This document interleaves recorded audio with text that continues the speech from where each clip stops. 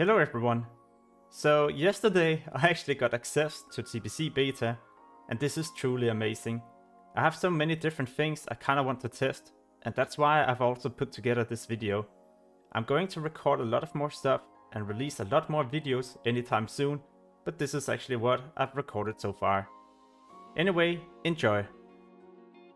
So a really common question is the primal might recipe and some of the other rare recipes. So I actually decided to do a bit of testing. What I tested was it limit, was it unlimited, and what was the actual respawn timer. At around 6 minutes and 20 seconds, I could actually buy this recipe once again. I decided to reset the timer to actually test if it was 6 minutes and 20 seconds. Instead of waiting there 6 minutes, I decided to check out some of the other NPCs, and they were actually selling patterns and other stuff that you need for the TBC professions, and these were also a limit amount. Okay, so back to the primal might recipe. After 5 minutes I decided to check the NPC once again, but the recipe sadly hadn't shown up yet. So I decided to give it more time, and after 6 minutes, nothing. 7 minutes, nothing. So I bought all the normal herbs, and after 8 minutes and around 40 seconds, the recipe once again spawned. So when I did my testing, I got around 7 recipes, and all of them spawned within 6 to 10 minutes. And this is such a good sign, because this recipe, for example, is so important in Burning Crusade.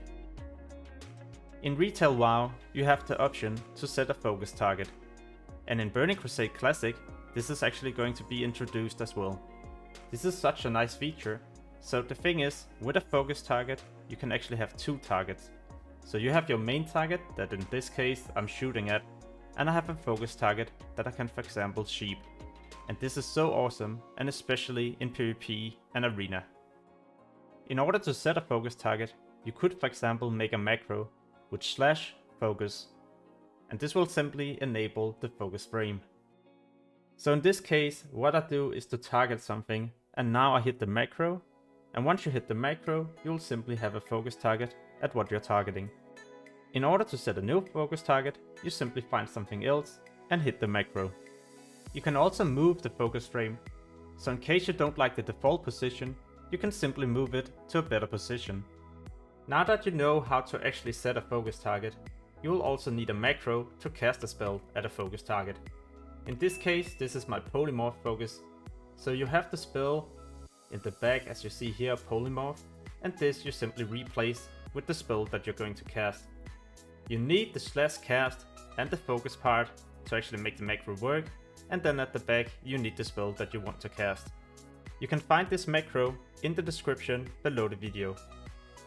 In Burning Crusade, there's no longer the classic PvP ranks, and this do mean that all the PvP gear is going to be a lot easier to actually get. So in this case, you can see some of them actually requires 20 Warzone mark, some 30, some 40, but this actually makes you able to get them without having to do all the ranking or repetition grind. The tabard is going to cost 60 Warzone marks, and the legs is 40. I also decided to test prospecting as a Jewelcrafter, and in this case I tried to prospect tin ores.